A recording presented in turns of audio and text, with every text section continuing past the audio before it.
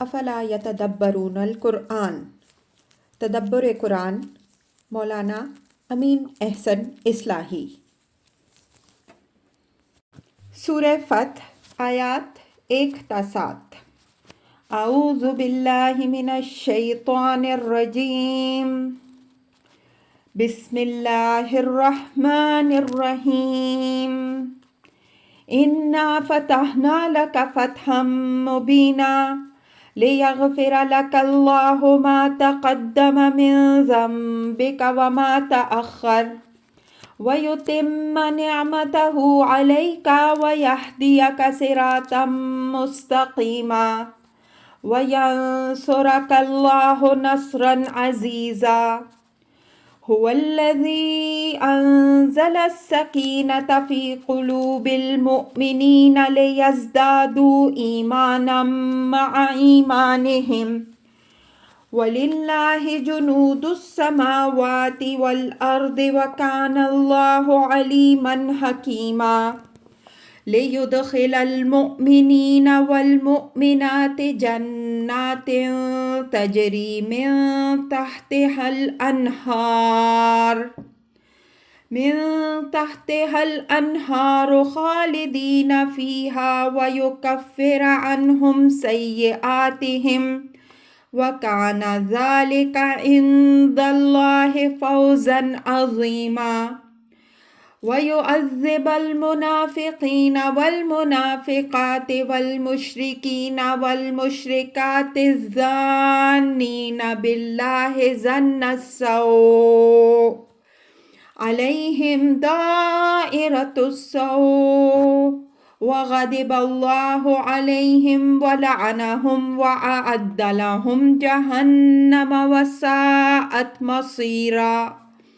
وَلِلَّهِ جُنُودُ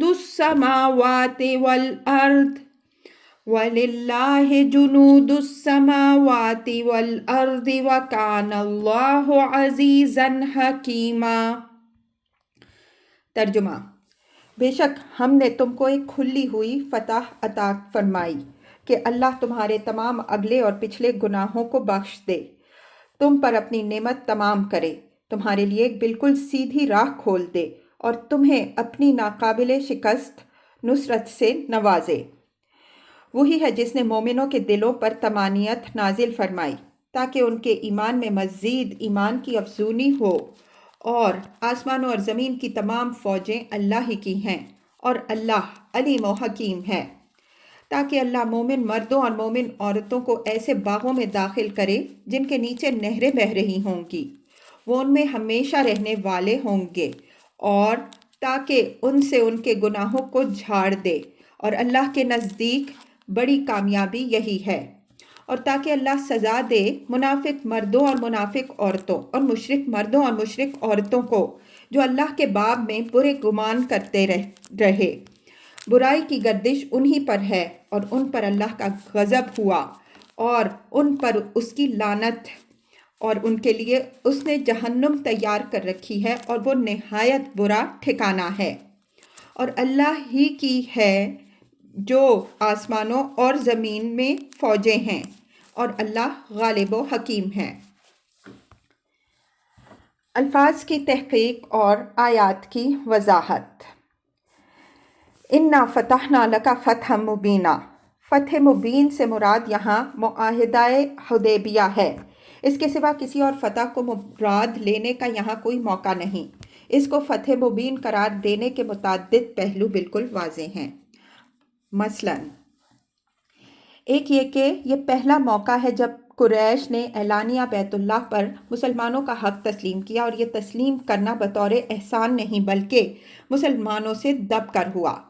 آگے آیت 24 میں واضح ہوگا کہ معاہدہ نہ ہوتا اور جنگ چھڑتی تو مسلمانوں کی فتح یقینی تھی۔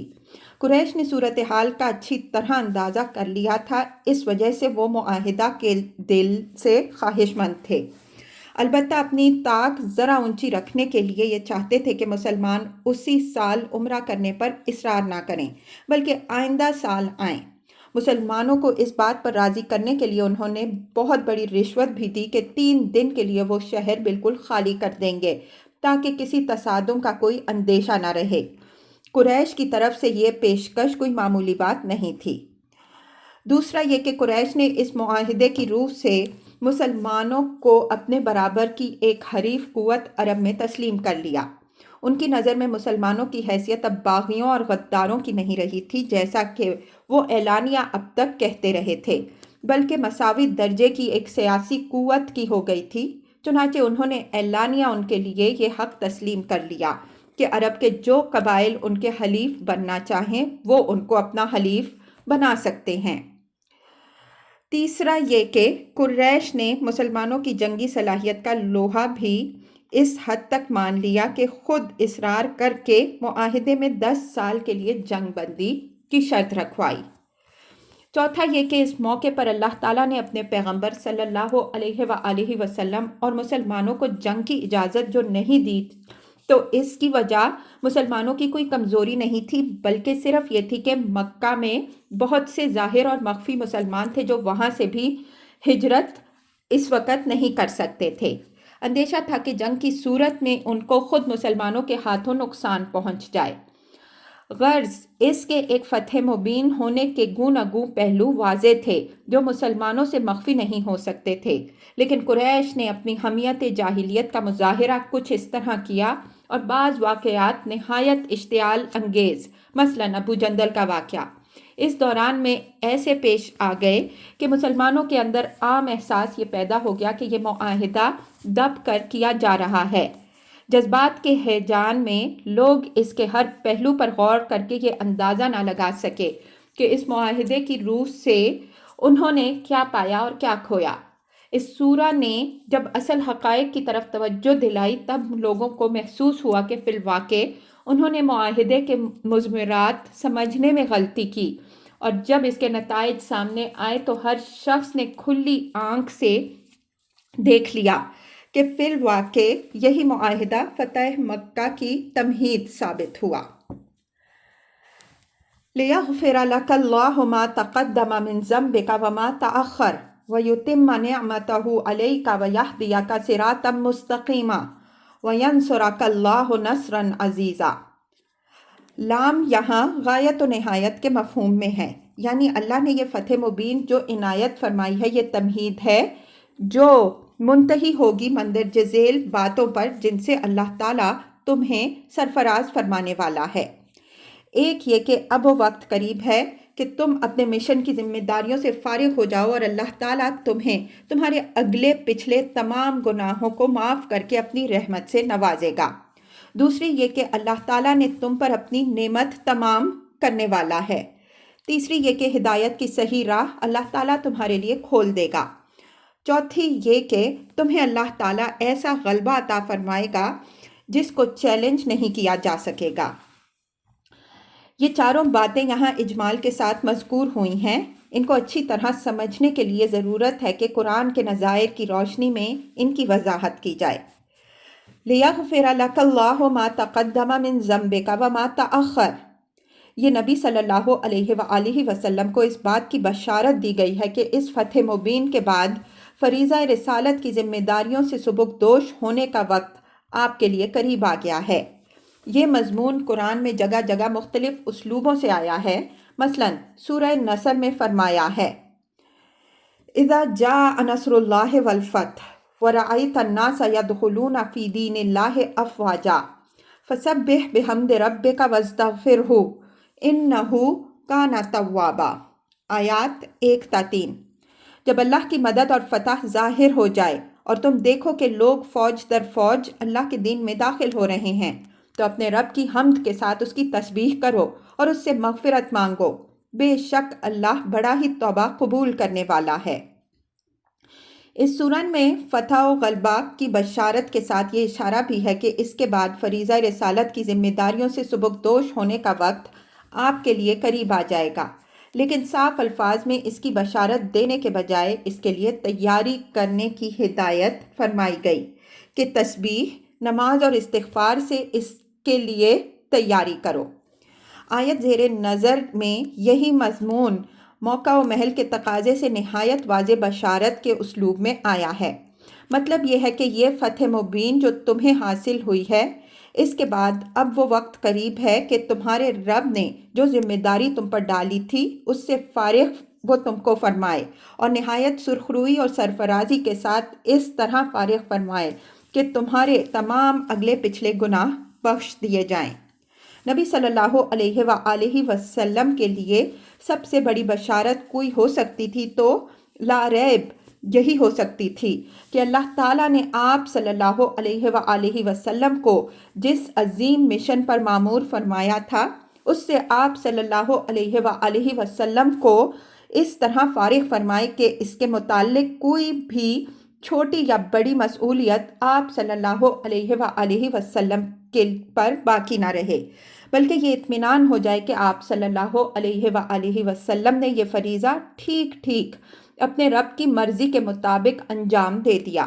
اس ٹکڑے میں آپ صلی اللہ علیہ وآلہ وسلم کو خوشنودی کا یہی پروانہ عطا ہوا ہے، اور ظاہر ہے کہ اس سے بڑا پروانہ کوئی اور آپ صلی اللہ علیہ وآلہ وسلم کے لیے نہیں ہو سکتا۔ اسی شکر گزاری نے آخری دور میں جب آپ صلی اللہ علیہ وآلہ وسلم کی عبادت کی سرگرمیوں میں بہت اضافہ کر دیا تو لوگ آپ صلی اللہ علیہ وآلہ وسلم سے سوال کرتے کہ یا رسول اللہ صلی اللہ علیہ وآلہ وسلم، آپ کے تو تمام اگلے پچھلے گناہ بخشے جا چکے ہیں، تو آپ صلی اللہ علیہ وآلہ وسلم عبادت میں اتنی مشقت کیوں اٹھاتے ہیں؟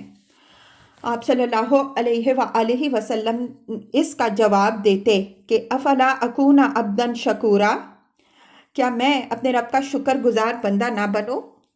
یہاں نبی صلی اللہ علیہ وآلہ وسلم کی طرف سے جس ذم کی نسبت کی گئی ہے اس سے متعلق یہ وضاحت اس کتاب میں جگہ جگہ ہم کرتے آ رہے ہیں کہ حضرات انبیاء علیہم السلام سے اتباع ہوا کی نوعیت کے گناہ تو کبھی صادر نہیں ہوئے، لیکن اقامت دین کی جد و جہد میں نیک دوائی کے تحت کبھی کبھی ان سے بھی ایسی باتیں صادر ہو گئی ہیں جن پر اللہ تعالیٰ نے ان کی گرفت فرمائی ہے۔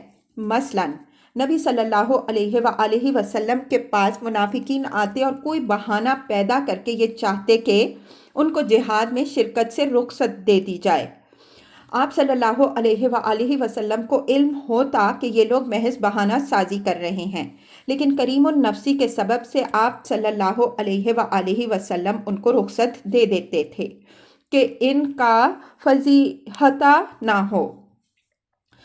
نبی صلی اللہ علیہ وآلہ وسلم کی یہ نرمی اگرچہ آپ صلی اللہ علیہ وآلہ وسلم کی کریم النفسی کا نتیجہ تھی، اس میں اتباع ہوا کا کوئی شائبہ نہیں تھا، لیکن اللہ تعالیٰ نے اس پر آپ صلی اللہ علیہ وآلہ وسلم کی گرفت فرمائی، اس لیے کہ نبی ہر معاملے میں حق و عدل کی کسوٹی ہوتا ہے۔ اس کے لیے ضروری ہے کہ وہ لوگوں کے ساتھ شریفانہ سلوک کرنے کے معاملے میں بھی اس حد سے متجاوز نہ ہو جو اللہ تعالیٰ نے شریفانہ اس سلوک کے لیے ٹھہرا دی ہے۔ اسی طرح نبی صلی اللہ علیہ وآلہ وسلم کبھی کبھی اپنی قوم کے سرداروں کی دلداری اس خیال سے زیادہ فرماتے کہ اگر یہ لوگ ایمان لائیں گے تو دعوت کو تقویت و ترقی ملے گی۔ یہ چیز بجائے خود کوئی گناہ نہیں ہے بلکہ دین کی مصلحت کا ایک نہایت اہم تقاضا ہے، لیکن اگر یہ اتنی زیادہ ہو جائے کہ اس سے اصلی حقداروں کے حق سے غفلت ہونے لگے یا نااہلوں کی رعونت میں اس سے اضافہ ہونے لگے تو اس وقت اللہ تعالیٰ اپنے پیغمبر صلی اللہ علیہ وآلہ وسلم کو اس سے روک دیتا ہے۔ سورہ عبسہ میں ایک نابینا صحابی رضی اللہ عنہ کا ایک جو واقعہ بیان ہوا ہے وہ اسی نوعیت کا ہے۔ اسی طرح کے واقعات دوسرے انبیاء علیہم السلام کی زندگیوں میں بھی پیش آئے جن کی وضاحت ہم نے اپنی اس کتاب میں ان کے محل میں کی ہے۔ آیت زیر بحث میں بھی نبی صلی اللہ علیہ وآلہ وسلم کی طرف جس گناہ کی نسبت کی گئی ہے اس کی نوعیت یہی ہے۔ اس طرح کی تمام باتوں کے متعلق آپ صلی اللہ علیہ وآلہ وسلم کو بشارت دی گئی کہ یہ ساری چیزیں آپ صلی اللہ علیہ وآلہ وسلم کو بخش دی جائیں گی۔ اگلے اور پچھلے کہ تمام کے الفاظ اصلاً تو احاطہ کے مفہوم پر دلیل ہیں، لیکن ان سے یہ بات بھی نکلتی ہے کہ اس بشارت سے پہلے کی غلطیاں بھی معاف، اور اس کے بعد بھی اگر کوئی غلطی ہوئی تو وہ بھی اسی کے حکم میں داخل ہے۔ اس کے لیے کسی نئی بشارت کی ضرورت نہیں ہے۔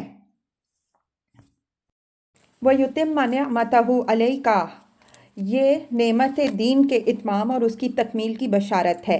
چنانچہ حجت الوداع کے موقع پر جب اس نعمت کی تکمیل ہو گئی تو یہ اعلان کر دیا گیا کہ الْيَوْمَ أَكْمَلْتُ لَكُمْ دِينَكُمْ وَأَتْمَمْتُ عَلَيْكُمْ نِعْمَتِي وَرَضِيتُ لَكُمُ الْإِسْلَامَ دِينًا۔ المائدہ 3۔ اب میں نے تمہاری رہنمائی کے لیے تمہارے دین کو کامل کر دیا، تم پر اپنی نعمت پوری کر دی اور تمہارے لیے اسلام کو دین کی حیثیت سے پسند کیا۔ وَيَهْدِيَكَ صِرَاطًا مُسْتَقِيمًا، یہ تکمیل دین کی نعمت کا ثمرہ بیان ہوا ہے کہ اس طرح اللہ تعالیٰ تمہیں اس صراط مستقیم کی ہدایت بخشے گا جس سے شیطان نے لوگوں کو ہٹا دیا تھا۔ یہ امر یہاں واضح رہے کہ اللہ تعالیٰ نے خلق کی ہدایت کے لیے جو دین نازل فرمایا تھا، یہود اور نصارہ نے بھی اس کو ضائع کر دیا تھا اور اہل عرب نے بھی۔ حضرت ابراہیم اور حضرت اسماعیل علیہم السلام کے تعمیر کردہ مرکز توحید کو ایک بت خانہ کی شکل میں تبدیل کر کے اصل نشان راہ گم کر دیا تھا، جس سے خدا تک پہنچانے والی سیدھی راہ بالکل ناپید ہو چکی تھی۔ یہ راہ خلق کے لیے از سر نو اس وقت باز ہوئی ہے جب اللہ تعالیٰ نے نبی صلی اللہ علیہ وآلہ وسلم کے ذریعے سے اپنے دین کی تجدید و تکمیل فرمائی ہے، اور حضرت ابراہیم علیہ السلام کا تعمیر کردہ مینارہ توحید کفر کے نرغہ سے نکال کر اپنے اصل ابراہیمی جمال و شان میں نمایاں کیا۔ اس ٹکڑے میں اسی حقیقت کی طرف اشارہ فرمایا گیا ہے کہ اب دین بھی نکھر کر سامنے آ جائے گا اور وہ مرکز نور بھی بے نقاب ہو جائے گا جو ہدایت کی اصل شاہراہ کی طرف رہنمائی کے لیے تعمیر ہوا تھا۔ یہاں یہ بشارت نبی صلی اللہ علیہ وآلہ وسلم کو خطاب کر کے دی گئی ہے۔ یہی بشارت اسی سورہ کی آیت 20 میں تمام مسلمانوں کو مخاطب کر کے دی گئی ہے۔ وہاں انشاءاللہ ہم اس پر مزید روشنی ڈالیں گے۔ وَيَنْصُرَكَ اللَّهُ نَصْرًا عَزِيزًا، نصر عزیز سے مراد کفر کے مقابل میں ایسی فتح و نصرت ہے جس کو چیلنج نہ کیا جا سکے۔ اس طرح کی نصرت ظاہر ہے کہ اسی شکل میں آپ کو حاصل ہو سکتی ہے جب کفر کا زور بالکل ہی ٹوٹ جائے۔ دوسرے لفظوں میں یوں کہیے کہ جب قریش کا زور بالکل ختم ہو جائے اور بیت اللہ مسلمانوں کی تحویل میں آ جائے۔ اب تک مسلمانوں کو قریش کے مقابل میں جو کامیابیاں حاصل ہوئی تھیں وہ بھی اہم تھیں، لیکن ایسی نہیں تھی کہ ان کو چیلنج نہ کیا جا سکے۔ قریش جب تک مکہ پر مسلط تھے اس وقت تک وہ بہرحال ایک طاقت تھے، لیکن واقعہ حدیبیہ نے ان کی یہ طاقت متزلزل کر دی اور وہ وقت اب دور نہیں رہ گیا کہ ان کے اقتدار کی یہ کہنہ عمارت ایک ہی جھٹکے میں زمین بوس ہو جائے۔ یہ اسی نصر عزیز کی بشارت دی گئی ہے۔ عزیز کے معنی غالب و مقتدر کے ساتھ منی کے بھی ہیں، یعنی جس تک کسی کی پہنچ نہ ہو سکے۔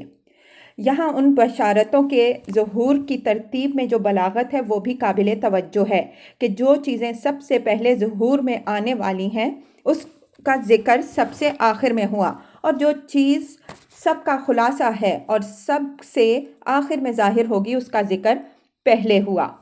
یہ ترتیب نزولی ہے، یعنی بیان مطالب میں نیچے سے اوپر چڑھنے کی نہیں بلکہ اوپر سے نیچے اترنے کی ترتیب اختیار فرمائی گئی ہے۔ اس کی وجہ ہمارے نزدیک یہ ہے کہ یہ موقع حضرت صلی اللہ علیہ وآلہ وسلم کو بشارت دینے کا تھا۔ فتح مکہ کی بشارت بھی اگرچہ ہم اہم بشارت سمجھتے ہیں، لیکن اس سے بھی بڑی بلکہ سب سے بڑی بشارت آپ صلی اللہ علیہ وآلہ وسلم کے لیے یہ تھی کہ وہ انعام اخروی آپ صلی اللہ علیہ وآلہ وسلم کے سامنے رکھ دیا جائے جو آپ صلی اللہ علیہ وآلہ وسلم کو ملنے والا ہے اور جس کے ملنا میں اب زیادہ دیر نہیں رہ گئی ہے۔ لِيَغْفِرَ لَكَ اللَّهُ مَا تَقَدَّمَ مِن ذَنبِكَ وَمَا تَأَخَّرَ هُوَ الَّذِي أَنزَلَ السَّكِينَةَ فِي قُلُوبِ الْمُؤْمِنِينَ لِيَزْدَادُوا إِيمَانًا مَعَ إِيمَانِهِمْ وَلِلَّهِ جُنُودُ السَّمَاوَاتِ وَالْأَرْضِ وَكَانَ اللَّهُ عَلِيمًا حَكِيمًا۔ اوپر والی آیت میں جس نصرت کا وعدہ فرمایا گیا ہے، یہ اس کی دلیل ارشاد ہوئی ہے کہ یہ اللہ ہی کی نصرت کا کرشمہ ہے کہ اس نے مومنوں کے دلوں میں یہ حوصلہ پیدا کیا کہ وہ تمہاری دعوت پر عمرہ کے لیے تمہارے ہم رکاب ہو گئے، تاکہ جو دولت ایمان ان کو حاصل تھی اس پر وہ اپنی اس حوصلہ مندی اور نبی کی رفاقت سے مزید اضافہ کر لیں۔ یہ امر یہاں ملحوظ رہے کہ یہ سفر اگرچہ عمرہ کے لیے تھا، لیکن اس کا ارادہ نبی صلی اللہ علیہ وآلہ وسلم نے نہایت خطرناک حالات میں فرمایا تھا۔ قریش سے برابر جنگ کی حالت قائم تھی اور اب تک ان کے حوصلہ کا یہ عالم تھا کہ وہ برابر امڑ کر مدینہ پر حملہ کر رہے تھے۔ ایسی حالت میں کسی طرح بھی یہ توقع نہیں کی جا سکتی تھی کہ مسلمان جماعتی حیثیت سے عمرہ کے لیے جائیں تو وہ بغیر مزاحمت کے آسانی سے ان کو مکہ میں داخل ہونے دیں گے۔ چنانچہ آگے کی آیات سے واضح ہو جائے گا کہ منافقین اسی بنا پر یہ گمان رکھتے تھے کہ مسلمان موت کے منہ میں جا رہے ہیں اور اب کے اس سفر سے ان کو گھر پلٹنا نصیب نہیں ہوگا۔ ایسے حالات کے اندر 1400-1500 صحابہ رضی اللہ عنہم اجمعین کا اپنے گھروں کو چھوڑ کر 250 میل دور کے لیے سفر کے لیے اٹھ کھڑے ہونا، اور وہ بھی بالکل غیر مسلح، کوئی معمولی بات نہیں تھی۔ لیکن اللہ تعالیٰ نے ان کے ایمان میں برکت دی، ان پر خاص اپنے پاس سے عزم و حوصلہ اتارا اور وہ اس سفر کے لیے اٹھ کھڑے ہوئے۔ مطلب یہ ہے کہ جس خدا نے تمہارے ساتھیوں کو اس موقع پر یہ حوصلہ عطا فرمایا، وہ آگے کے مراحل میں بھی ان کی حوصلہ افزائی فرمائے گا، اور اللہ تم سے جس نصر عزیز کا وعدہ فرما رہا ہے وہ پورا ہو کر رہے گا۔ لِيَزْدَادُوا إِيمَانًا مَعَ إِيمَانِهِمْ میں دین کی اس حکمت کی طرف اشارہ ہے کہ اس دنیا میں اہل ایمان کو جو آزمائشیں پیش آتی ہیں وہ در حقیقت ان کے ایمان کی جانچ کے لیے پیش آتی ہیں۔ اگر وہ اس جانچ میں پورے اترتے جاتے ہیں تو ان کے ایمان کی قوت میں مزید اضافہ ہوتا جاتا ہے، یہاں تک کہ ان کو نفس مطمئنہ کی بادشاہت حاصل ہو جاتی ہے۔ اور اگر وہ فیل ہو جاتے ہیں اور برابر فیل ہی ہوتے رہتے ہیں تو بالآخر ان کا نور ایمان بالکل ہی بجھ جاتا ہے۔ اس سنت الہی کی وضاحت اس کتاب میں جگہ جگہ ہم کرتے آ رہے ہیں، اور اس سنت کا یہ بدیہی تقاضا ہے کہ ایمان ایک گھٹنے بڑھنے والی چیز ہے۔ اگر کوئی جامد شے ہوتا تو اس امتحان کی ضرورت نہیں تھی۔ حضرت امام ابو حنیفہ رحمہ اللہ سے یہ بات جو منسوب کی جاتی ہے کہ وہ ایمان کے گھٹنے اور بڑھنے کے قائل نہیں تھے، تو اس کا ایک خاص محل ہے۔ اس سے ان کی مراد وہ قانونی ایمان ہے جس پر ایک اسلامی ریاست میں ایک مسلمان کے شہری حقوق قائم ہوتے ہیں، نہ کہ وہ ایمان جس پر آخرت کے مدارج و مقامات مبنی ہیں۔ قانونی و فقہی ایمان کے اعتبار سے ہر مسلمان جو ضروریات دین کا قائل ہے، برابر ہے، اور اسلامی ریاست سب کے ساتھ مسلمان ہی کی حیثیت سے معاملہ کرے گی۔ اس پہلو سے ایک بدوی اور ایک شہری میں کوئی فرق نہیں ہوگا۔ رہا آخرت کا معاملہ تو اس کا انحصار حقیقی ایمان پر ہے جس کا علم صرف اللہ تعالیٰ ہی کو ہو سکتا ہے اور وہی اس کا فیصلہ فرمائے گا۔ امام صاحب رحمۃ اللہ علیہ کا یہ مسلک بجائے خود ہمارے نزدیک بالکل صحیح ہے، لیکن اس کی وکالت بھی بالکل غلط طریقے پر کی جاتی ہے اور اعتراض کرنے والوں نے ان کی بات سمجھنے کی کوشش نہیں کی۔ وَلِلَّهِ جُنُودُ السَّمَاوَاتِ وَالْأَرْضِ وَكَانَ اللَّهُ عَلِيمًا حَكِيمًا، یعنی اللہ تعالیٰ نے مسلمانوں کو تمہاری رفاقت کے لیے جو آمادہ کر دیا تو یہ ان پر اس نے احسان فرمایا کہ وہ اپنی اس نیکی سے اپنے ایمان پر مزید ایمان کا اضافہ کر لیں، ورنہ وہ اپنے رسول اور اپنے دین کی نصرت کے لیے کسی کا محتاج نہیں ہے۔ آسمانوں اور زمین کی تمام قوتیں اور تمام فوجیں اللہ ہی کے تصرف میں ہیں۔ وہ جب چاہے کفار سے اپنی ان فوجوں کے ذریعے انتقام لے سکتا ہے، لیکن اس نے اہل ایمان کو اپنے رسول کی نصرت کی دعوت دے کر یہ چاہا کہ ان کے لیے ایک فوز عظیم کے حصول کی راہ کھولے۔ اللہ تعالیٰ علیم و حکیم ہے، اس کا ہر کام علم و حکمت پر مبنی ہوتا ہے اور اس کے اس کام میں بھی اس کی عظیم حکمت ہے۔ اس مضمون کی مزید وضاحت مطلوب ہو تو سورہ محمد صلی اللہ علیہ وآلہ وسلم کی آیت 4 کے تحت ہم جو کچھ لکھ آئے ہیں اس پر ایک نظر ڈال لیجئے۔ آگے یہی آیت ایک اور پہلو سے آ رہی ہے، وہاں اس کی مزید وضاحت ہو جائے گی۔ لِيُدْخِلَ الْمُؤْمِنِينَ وَالْمُؤْمِنَاتِ جَنَّاتٍ تَجْرِي مِن تَحْتِهَا الْأَنْهَارُ خَالِدِينَ فِيهَا وَيُكَفِّرَ عَنْهُمْ سَيِّئَاتِهِمْ وَكَانَ ذَلِكَ عِندَ اللَّهِ فَوْزًا عَظِيمًا۔ لِيَزْدَادُوا ایمانًا مَعَ ایمانہم کا صلہ بیان ہوا ہے، اور اسلوب بیان بدلیت کا ہے۔ مطلب یہ ہے کہ اللہ تعالیٰ ان کے نور باطن میں اضافہ کی راہیں جو کھولتا ہے، تو اس لیے کہ اس طرح وہ مومن مردوں اور مومن عورتوں کو ایسے باغوں میں داخل کرے جن کے نیچے نہریں جاری ہوں گی، وہ ان میں ہمیشہ رہنے والے ہوں گے، اور ان سے ان کے سارے گناہ دور فرما دے گا۔ یعنی یہ کوئی خسارے کا سودا نہیں ہے، بلکہ تمام تر نفع ہی نفع ہے۔ یہاں ممکن ہے کہ کسی کے ذہن میں یہ سوال پیدا ہو کہ دخول جنت کا ذکر پہلے ہے اور گناہوں کے جھاڑنے کا ذکر بعد میں، حالانکہ لوگ جنت میں گناہوں کے جھاڑے جانے کے بعد داخل ہوں گے۔ ہمارے نزدیک یہ تقدیم و تاخیر محض ظاہری ہے۔ بشارت کے پہلو کو نمایاں کرنے کے لیے دخول جنت کا ذکر پہلے کر دیا ہے۔ مقصود یہی بتانا ہے کہ اللہ تعالیٰ ان کو گناہوں سے پاک کر کے جنت میں داخل کرے گا۔ وَكَانَ ذَلِكَ عِندَ اللَّهِ فَوْزًا عَظِيمًا، یعنی اللہ تعالیٰ کے نزدیک اصلی اور سب سے بڑی کامیابی یہی ہے۔ تو مبارک ہیں وہ جنہوں نے یہ کامیابی حاصل کرنے کے لیے تمام خطرات سے بے پرواہ ہو کر بازی کھیلی۔ یہ ٹکڑا تمہید ہے منافقین کے ذکر کی جو آگے آ رہا ہے، اور جن کا حال یہ بیان ہوا ہے کہ وہ قریش کے ڈر سے گھروں میں دبک کر بیٹھے رہے اور سمجھ رہے تھے کہ ان کی سیاست بڑی کامیاب رہی، اور بڑی ہوشیاری سے انہوں نے اپنے کو ایک بہت بڑے خطرے سے بچا لیا۔ حالانکہ انہوں نے اپنے کو خطرے سے بچایا نہیں بلکہ خطرے میں جھونک دیا ہے، جس کا اندازہ ان کو بہت جلد ہو جائے گا۔ وَيُعَذِّبَ الْمُنَافِقِينَ وَالْمُنَافِقَاتِ وَالْمُشْرِكِينَ وَالْمُشْرِكَاتِ الظَّانِّينَ بِاللَّهِ ظَنَّ السَّوْءِ عَلَيْهِمْ دَائِرَةُ السَّوْءِ وَغَضِبَ اللَّهُ عَلَيْهِمْ وَلَعَنَهُمْ وَأَعَدَّ لَهُمْ جَهَنَّمَ وَسَاءَتْ مَصِيرًا۔ یہ اس امتحان کے دوسرے پہلو کا بیان ہے۔ اللہ تعالیٰ جس امتحان سے اہل ایمان کے لیے فوز عظیم کی راہ کھولتا ہے، وہی امتحان لازماً منافقین و منافقات اور مشرکین و مشرکات کے لیے سب سے بڑی تباہی یعنی دوزخ کی راہ کھولتا ہے، اس لیے کہ اس سے ان کے کھوٹ ابھر کر سامنے آ جاتے ہیں اور اللہ کی حجت ان پر تمام ہو جاتی ہے۔ الظانین باللہ ظن السوء سے ان منافقین کے ان گمانوں کی طرف اشارہ ہے جن کا ذکر آگے آیت 12 میں بدی الفاظ آیا ہے۔ بل ظننتم ان لن ينقلب الرسول والمؤمنون الى اہلہم ابدا وزین ذلک فی قلوبکم وظننتم ظن السوء وکنتم قوما بورا۔ بلکہ تم نے یہ گمان کیا کہ رسول اور مسلمانوں کو اس سفر سے اپنے گھر والوں کی طرف کبھی پلٹنا نصیب نہ ہوگا۔ یہ گمان تمہارے دلوں میں رچ بس گیا اور تم نے برے برے گمان کیے اور اس طرح تم ہلاک ہونے والے بنے۔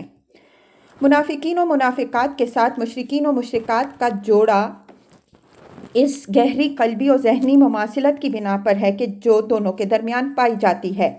جس طرح ایک مشرک اپنے رب کے ساتھ عہد بندگی کا مدعی ہوتے ہوئے دوسرے معبودوں کی پرستش کرتا ہے، اسی طرح ایک منافق بھی اللہ اور رسول صلی اللہ علیہ وآلہ وسلم کے ساتھ عہد ایمان و اطاعت کا مدعی ہوتے ہوئے بھی غیروں سے سنطیعکم فی بعض الامر سورہ محمد صلی اللہ علیہ وآلہ وسلم آیت 26 بعض معاملات میں ہم آپ ہی لوگوں کے ساتھ رہیں گے کی سازشیں کرتا ہے۔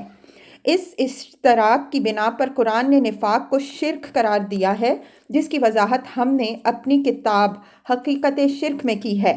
یہاں منافقین کا ذکر مشرکین کے ساتھ کر کے قرآن نے ان کا درجہ معین کر دیا کہ اس طرح کے مدعیان ایمان کا حشر بالآخر ان مشرکوں کے ساتھ ہی ہوگا جن کے یہ ہم مسلک و ہم مشرب ہیں۔ علیہم دائرۃ السوء کا فقرہ بطور جملہ معترضہ ہے۔ جب اسلام اور مسلمانوں کے مستقبل سے متعلق ان کے برے گمانوں اور ان کی بری تمناؤں کا ذکر آیا تو سلسلہ کلام کے بیچ میں بغیر توقف کے فرما دیا کہ یہ لوگ مسلمانوں کے اوپر بری گردش کے منتظر ہیں، حالانکہ بری گردش در حقیقت خود انہی کے اوپر ہے، اس لیے کہ یہ لوگ جن لوگوں سے لو لگائے ہوئے ہیں ان کا انجام بہت جلد ان کے سامنے آ جانے والا ہے، اور اسی انجام سے یہ بھی دوچار ہوں گے۔ ان پر اللہ کی لعنت ہے، ان کے لیے اللہ نے جہنم تیار کر رکھی ہے اور وہ نہایت ہی برا ٹھکانہ ہے۔ یہاں ایک بات اور بھی قابل توجہ ہے۔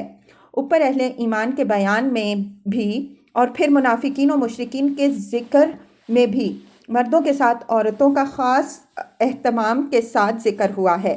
اس کی وجہ یہ ہے کہ یہ آزمائش کے دور کے حالات پر تبصرہ ہو رہا ہے۔ اس دور میں اگر کسی گروہ کے اندر نفاق پرورش پاتا ہے تو اس کی پرورش میں بڑا دخل بیوی بچوں کا ہوتا ہے۔ اس کی طرف اشارہ منافقین کے اس قول سے بھی ہو رہا ہے جس کا حوالہ آگے آیت 11 میں ہے کہ شغلتنا اموالنا و اہلنا، ہم کو ہمارے مال اور اہل عیال نے پھنسائے رکھا، اور حدیث میں بھی ارشاد ہے کہ آل و اولاد سب سے زیادہ بخل و بزدلی میں مبتلا کرنے والے ہیں۔ اسی طرح اگر کسی گروہ کے اندر ایمان مستحکم ہوتا تو اس میں بھی بیوی بچوں کے عزم و صبر اور ان کے اعتماد علی اللہ کا بڑا حصہ ہوتا۔ یہ صورتحال مقتضی ہوئی کہ اہل ایمان اور اہل نفاق دونوں کے ذکر میں عورتوں کا کردار بھی سامنے آ جائے، تاکہ مومنات اور منافقات دونوں اپنی اپنی جگہ پر واقف ہو جائیں کہ ان کا رب نہ اپنی مومنہ بندیوں کی جان نثاریوں سے بے خبر ہے اور نہ منافقات کی تن آسانیوں اور دنیا پرستیوں سے۔ وَلِلَّهِ جُنُودُ السَّمَاوَاتِ وَالْأَرْضِ وَكَانَ اللَّهُ عَزِيزًا حَكِيمًا۔ یہی ٹکڑا صرف ایک لفظ عزیز کے فرق کے ساتھ اوپر آیت 4 میں بھی شامل ہے۔ وہاں یہ ایک خاص پہلو سے آیا ہے، یہاں یہ ان منافقین کے اظہار بیزاری و بے نیازی کے لیے وارد ہوا ہے کہ اگر یہ منافقین جہنم ہی کے ایندھن بننا چاہتے ہیں تو بن جائیں، خس کم جہاں پاک۔ اللہ کو ان بزدل لوگوں کی کوئی ضرورت نہیں ہے، آسمانوں اور زمین کے سارے لشکر اس کے اپنے ہیں، وہ ہر چیز پر غالب و مقتدر ہے، اور ساتھ ہی وہ حکیم بھی ہے۔ اپنی حکمت کے تحت وہ ان لشکروں کو جس طرح چاہے استعمال کر سکتا ہے، کسی کی بزدلی اور پست ہمتی اس کے ارادوں پر اثر انداز نہیں ہو سکتی۔